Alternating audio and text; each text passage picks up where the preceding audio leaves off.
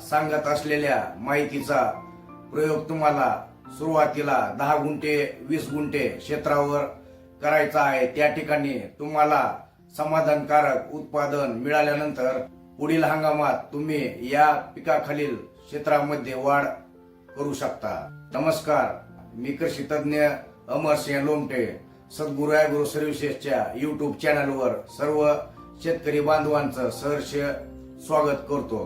पपई पिकाची लागवड करण्यापूर्वी जमिनीला 1 ते 2 वेळा कुळवाची पाळी किंवा रोटावेटर मारून जमीन भुसभुशीत करून घ्यायची आहे। त्यानंतर 1 एकर क्षेत्रासाठी 8 ते 10 टन चांगला कुजलेला शेणखत किंवा गांडूळ खत, कोंबड खत, ऊसाची मळी किंवा कंपोस्ट खत आपल्याला घ्यायचं आहे।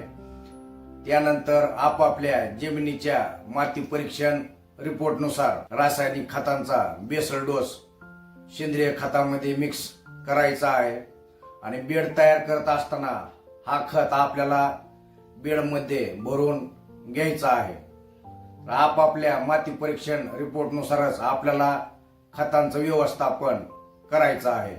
पपई पिकामध्ये खत व्यवस्थापन करताना पहिल्या 4 महिन्यांच्या कालावधीमध्ये आपल्या झाडाच्या बुंद्यामध्ये अधिक स्टोरेज कसं होईल, त्याच पद्धतीनं बुंद्याची जाडी कशा पद्धतीनं वाढेल यासाठी आपल्याला खतांचं योग्य व्यवस्थापन करायचं आहे। नत्रयुक्त खताचा वापर आपल्याला कमी प्रमाणात करायचा आहे। तर उदाहरणादाखल मी तुम्हाला एक खतांचा बेसल डोस सांगतो। 1 एकर क्षेत्र लागवडीसाठी आपल्याला एकरी 2 बॅग 10-26-26, 4 ते 5 bag single super phosphate, 1 bag सूक्ष्म अन्नद्रव्य, 2 ते 3 बॅग निंबोळी पेंड, 1 बॅग ह्युमिक सीवीड तसेच मायक्रोरायझा, 1 बॅग NPK दाणेदार जीवाणू। त्याच पद्धतीनं या खतामध्ये फर्टेरा किंवा रिजेंट 1 ते 2 बॅग मिक्स करायचे आहेत। सर्व खत सेंद्रिय खतामध्ये मिक्स करून बेड तयार करत असताना बेडमध्ये भरून घ्यायचा आहे। या पिकाला खतांचा दुसरा डोस 2.5 ते 3 महिन्याच्या दरम्यान द्यायचा आहे। आपापल्या माती परीक्षण रिपोर्टनुसार तुम्ही या डोसमध्ये बदल करू शकता। मी तुम्हाला काही उदाहरणादाखल खतांचे डोस सांगतो। 2.5 ते 3 महिन्याच्या दरम्यान आपल्याला एकरी 2 bag 9-24-24, 2 bag potash, 1 bag silicon 20 kilo बेन्सल, त्याच पद्धतीनं 1 बॅग कॅल्शियम मॅग्नेशियम सल्फर या दुय्यम अन्नद्रव्य हा सर्व खत मिक्स करायचा आहे आणि बेडवर आपल्याला टाकायचा आहे। त्याच पद्धतीनं मल्चिंग केलेला प्लॉट असेल तर आपण 2 झाडांमध्ये 7 फूट 6 फूट अंतर ठेवलेलं आहे। तर बेडवर होल पाडते वेळेस आपल्याला झाडाच्या बुंद्याभोवती उजव्या बाजूला 2 आणि डाव्या बाजूला 2 असे 4 होल एक्स्ट्रा पाडायचे आहेत। अर्धा फूट अंतरावर हे होल पाडायचे आहेत। मजुरांच्या सहाय्यानं हा सर्व बेसल डोस आपल्याला बेडमध्ये भरून घ्यायचा आहे। तर हा डोस प्रामुख्यानं बुंद्याची जाडी वाढावी, त्याच पद्धतीनं बुंद्यामध्ये अधिक अन्न साठ्याचं स्टोरेज होण्यासाठी आपण देणार आहोत। त्याच पद्धतीनं तिसरा डोस आपण 5 महिन्यानंतर देणार आहोत। या डोस मध्ये आपण 1 एकर क्षेत्रासाठी 3 बॅग 10-26-26, 1 बॅग पोटॅश, 1 बॅग सूक्ष्म अन्नद्रव्य, 1 bag zinc sulphate, 1 bag magnesium sulphate तसेच बोरॅक्स 10 किलो देणार आहोत।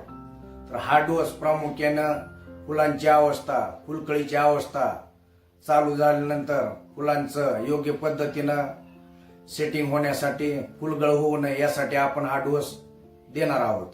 त्याच पद्धतीनं पपई पिकाला 4था डोस आपण 7 महिन्यानंतर देणार आहोत। या डोस मध्ये 1 एकर क्षेत्रासाठी आपल्याला 9-24-24, 4 bag potash, 2 bag silicon, 2 bag निंबोळी पेंड, 2 ते 3 बॅग फर्टेरा किंवा दाणेदार एजंट 8 किलो आणि बेन्सल 20 किलो। तर हा डोस प्रामुख्यानं फळांचं सेटिंग होण्यासाठी आपण देणार आहोत। त्याच पद्धतीनं आपण पपई पिकाला 5वा डोस 9 महिन्यानंतर देणार आहोत। तर यामध्ये 1 एकर क्षेत्रासाठी 4 bag 10-26-26, 2 bag potash, 2 bag silicon, 1 bag दाणेदार gibberellic acid, 2 bag calcium, magnesium व सल्फर हे दुय्यम अन्नद्रव्य, त्याच पद्धतीनं 10 किलो बोरॅक्स। तर हा डोस प्रामुख्यानं फळांची योग्य पद्धतीनं फुगवण होण्यासाठी, फळांचा आकार, त्याच पद्धतीनं वजन वाढीसाठी आपण देणार आहोत। आपापल्या माती परीक्षण रिपोर्टनुसार आपण या खतांच्या डोसमध्ये बदल करू शकता। यानंतर बाकी खतांचे डोस आपण ठिबकच्या माध्यमातून आपल्या पपई पिकाला देणार आहोत। पपई पिकाची फुलगळ होऊ नये, तसेच योग्य सेटिंग व फळांची फुगवण तसेच साईज होण्यासाठी आपल्याला ठिबकच्या माध्यमातून पीक वाढीच्या विविध अवस्थेनुसार 1261-0, 1340-13, 052-34 यासारखी विद्राव्य खते तसेच potassium schoenite, calcium nitrate, boron, chelated zinc, chelated ferrous तसेच मॅग्नेशियम सल्फेट, फॉस्फोरिक ऍसिड, तर यांचा आपण आलटून पालटून पीक वाढीच्या विविध अवस्थेमध्ये वापर करू शकतो। तसेच शेवटी फळ फुगवण्यासाठी, फळांचा आकार वाढण्यासाठी, फळांची चमक, क्वालिटी तसेच टिकवण शक्ती वाढण्यासाठी आपण ठिबकच्या माध्यमातून सिलिकॉन, मॅग्नेशियम सल्फेट, गंधक तसेच जिब्रेलिक ऍसिड, पोटॅशियम सोनाइटचा वापर देखील करू शकतो। झाडांची वाढ नियंत्रित करण्यासाठी आपण संजीवकाचा वापर देखील ठिबकच्या माध्यमातून करू शकतो। तसेच मर, मुळकूज, खोडकूज होऊ नये यासाठी आपण विविध बुरशीनाशकांचा वापर ठिबकच्या माध्यमातून करू शकतो। आपल्या पपईच्या झाडाची रोगप्रतिकार शक्ती वाढावी, तसेच बुंद्यामध्ये अधिकाधिक अन्नसाठा व्हावा, तसेच अधिक फुलधारणा, अधिक सेटिंग होऊन अधिकाधिक फळे मिळावी, फळांची क्वालिटी, चमक, टिकवण शक्ती तसेच चव वाढावी यासाठी आपण ठिबकच्या माध्यमातून महिन्यातून एकदा जीवामृताचा तसेच मुख्य अन्नद्रव्य, दुय्यम अन्नद्रव्य तसेच सूक्ष्म अन्नद्रव्याचा स्लरीचा आपल्याला वापर करायचा आहे। ठिबकच्या माध्यमातून काळी रबडी, ताक व गुळ, त्याच पद्धतीनं वेस्ट डिकॉम्पोजर, गांडूळ पाणी, गोमूत्र यांचा NPK जीवाणूचा, मायक्रोरायझाचा वापर देखील करू शकतो।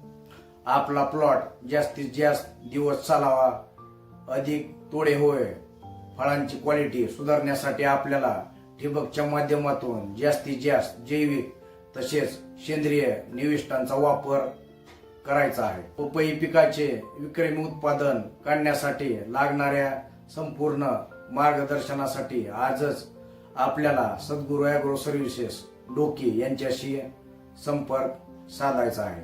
व्हिडिओ आवडला असेल तर व्हिडिओला लाईक करा। त्याच पद्धतीनं हा व्हिडिओ जास्तीत जास्त पपई उत्पादक शेतकरी बांधवांपर्यंत शेअर करा, जेणेकरून त्यांच्या पपई पिकाचे उत्पादन वाढवण्यास मदत होईल।